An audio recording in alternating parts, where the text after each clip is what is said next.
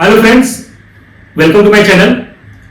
आज मैं डिस्कस करूंगा वर्क एनर्जी थ्योरम और ये फ्रेंड्स बहुत ही इंपॉर्टेंट है। ये यूनिवर्सिटी एग्जामिनेशन में पूछा जाता है। सबसे पहले हम लोग समझते हैं कि होता क्या है।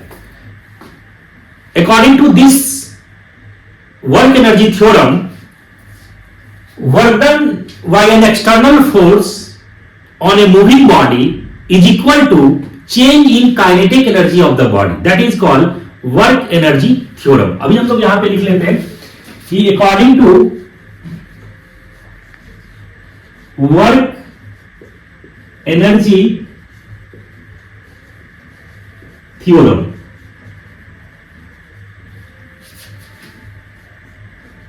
the work done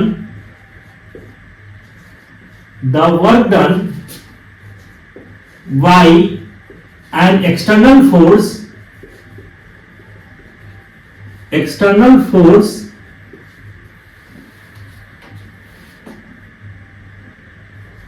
moving on a body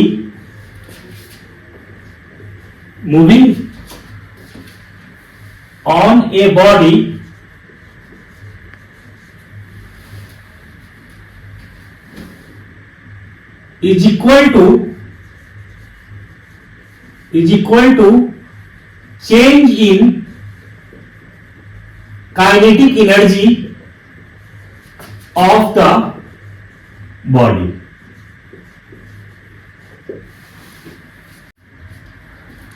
अब हम लोग यहां पे मान लेते हैं कि suppose N external force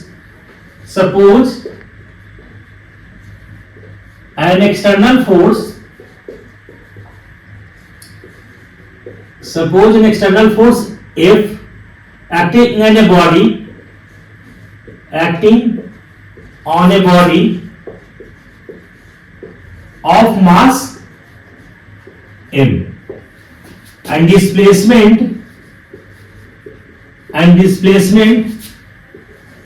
of the body due to force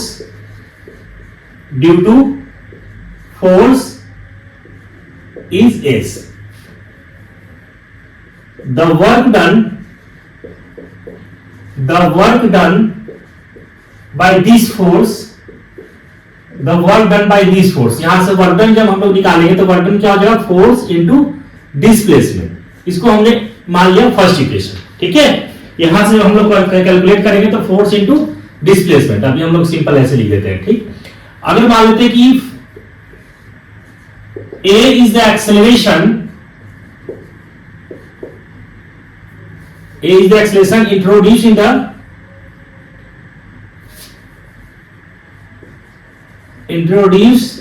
the body,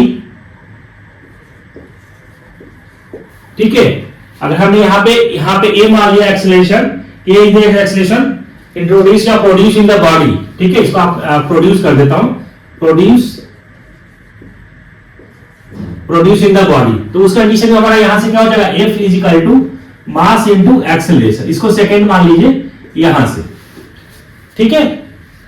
अब हम लोग क्या कर रहे हैं कि जो सेकंड का जो इक्वेशन हमने यहां पे लिया है, इसको फर्स्ट वाले में आप पुट कर दीजिए। तो W इक्वल टू क्या हो जाएगा, F, यहां पे F इक्वल टू यहां पे क्या था, मास इनटू एक्सेलरेशन, तो मास इनटू एक्सेलरेशन इनटू S हमने ये ले लिया, ठीक है।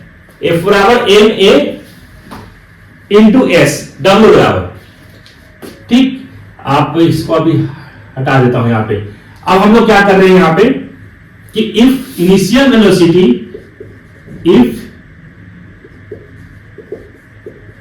Initial and final velocity u and v, ठीक है। हमने इनिशियल वेलोसिटी u और फाइनल वेलोसिटी v ले लिया है। Then the Newton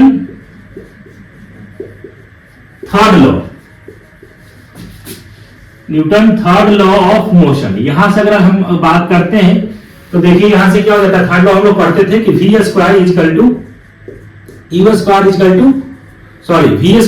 to e square plus 2as, ये होता है। तो यहां से अगर हम बात करें कि 2as is equal to v square minus u का स्क्वायर, और यहां से क्या हो जाएगा as ठीक है, A S is equal to यहां से क्या हो जाएगा आपका, तो देखिए A S is equal to आपका हो जाएगा V square minus E square upon 2। इसको आप मान लीजिए थर्ड इक्वेशन। अब आप लोग क्या कीजिए कि इस जो ए एस का जो वैल्यू है इस वाली इक्वेशन में आप पुट कर दीजिए, इसको आप मान लीजिए थर्ड और इसको मान लीजिए आप फोर्थ, ठीक है।